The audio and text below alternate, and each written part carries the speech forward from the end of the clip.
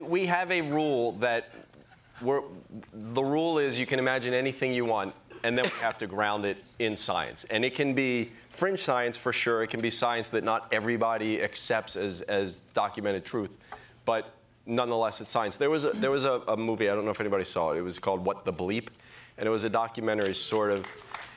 And it's about fringe science, and the whole movie is a documentary of talking heads talking about all this stuff that you think is nonsense, and then at the end they show who the people are, and some of them are like the wizard of so-and-so, you know, crazy, and then it's this scientist from Caltech, and you realize that these are actually, or a priest, and it's all scientific concepts that are just on the cusp of accepted truth in the same way that, you know, the earth is round at a point was never accepted. So our rule is, you can imagine anything you want, but we don't tell stories about it until it's grounded. Something is only weird if it's compared to something normal. So the balance between being shocked has to be somehow embedded in I think, less of a fantasy world than you might expect for this show. I think the very idea of crashing a classic procedural with something that's not is exactly the riddle that we try to work out every week.